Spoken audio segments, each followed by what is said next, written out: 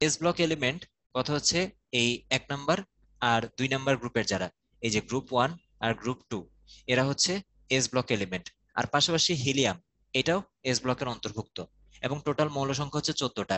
যারা হচ্ছে মেডিকেল হালকা পাতলা ইচ্ছা আছে, হ্যাঁ, তাদের জন্য এগুলা ম্যাট মানে হচ্ছে মেডিকেল অ্যাডমিশন টেস্ট, ঠিক আছে?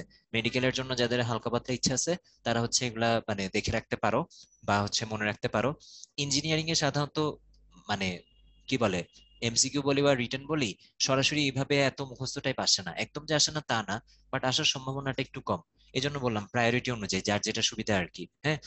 আচ্ছা, তারপর আসি এস ব্লক মৌলের যেটা হচ্ছে সাধারণ ইলেকট্রন বিন্যাস। এইটা আবার ইম্পর্টেন্ট। এটা ইম্পর্টেন্ট কারণ কি এটা খালি মুখস্থ না, এখানে বুঝার ব্যাপার আছে। এই যে NS 1 থেকে 2, তার মানে এখানে এন কি? এন হচ্ছে ওই যে বুঝতেই পারছো, পর্যায় সংখ্যা, পর্যায় সংখ্যা। আর এই যে গ্রুপ কত হবে, এস এ টোটাল ইলেকট্রন আছে কয়টা সেটা, হ্যাঁ। আচ্ছা, আর এস ব্লক কাদেরকে বলে? এই যে যখন আবার এখানে সংজ্ঞাটা আবারও দেওয়া আছে, যখন সর্বশেষ ইলেকট্রন এস উপস্তরে যায়। আসো একটু দেখি কাকে দিয়ে দেখবো। আগে সহজটা দিয়ে শুরু করি, হাইড্রোজেনকে দিয়ে আগে শুরু করি। এই যে দেখো হাইড্রোজেন 1, 1s1। তার মানে কি, এই 1 দিয়ে তুমি কি বলবা? এই 1 দিয়ে বলবা আচ্ছা, এটার যেহেতু একটা ইলেকট্রন এসে আছে, তার মানে এইটাই হচ্ছে তার গ্রুপ সংখ্যা। তার মানে হাইড্রোজেনের G1, এই যেভাবে লিখতে পারি আমি, হাইড্রোজেনের G1। আর পি কত হবে? পি মানে হচ্ছে পিরিয়ড, হাইড্রোজেনের পি কত হবে? সেটাও 1 হবে, তাই না? যেহেতু একটা এই যে 1s1 এখানে আছে। ওকে, আচ্ছা, এবার ব্লক কি বলবো? ব্লক তো এস ব্লকই বলবো ভাইয়া, তাই না? এস ব্লকে গেছে, সো অন্য কিছু বলার তো সুযোগ নেই, হ্যাঁ। এখন আসো, এবার যদি আসি তোমার কি বলে এটাকে, সোডিয়াম, সোডিয়ামের ক্ষেত্রে আসি। সোডিয়াম 11। তার মানে এটার ইলেকট্রন বিন্যাস যদি করে দেখো, এই যে 1s2, 2s2, তারপর কত, 2p6, 10টা কিন্তু হয়ে গেছে। লাস্টে থাকে 3s1। এবার দেখো তুমি তাহলে এটা কি বলবা? এই যে 1 নাম্বার মানে একটা ইলেকট্রন গেছে, তাই যতটা ইলেকট্রন আছে সেটা হচ্ছে G1, গ্রুপ 1।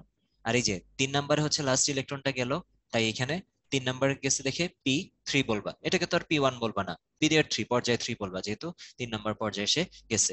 ওকে, হোপফুলি এখানে কোনো সমস্যা নেই। এই আর কি, এভাবে আর কি ব্যাপারগুলো মনে রাখতে হবে। যেমন হিলিয়ামেরটা একটু দেখে নিই, যে হিলিয়াম দেখো, অবশ্যই বুঝতে পারতেছো হিলিয়ামেরটায় এই যে 2, তার মানে কি এটা হচ্ছে 1s2।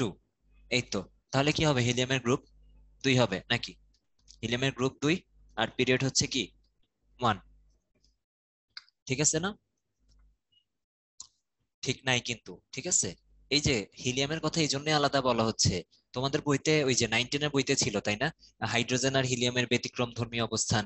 যেমন হাইড্রোজেনকে নিয়ে একটু কনফিউশনে পড়ছিল, যে এগুলা কি কি হাইড্রোজেন কি কি গ্রুপ 1-এর সাথে রাখবে নাকি অধাতুর সাথে রাখবে, কারণ হাইড্রোজেন তো আবার অধাতু।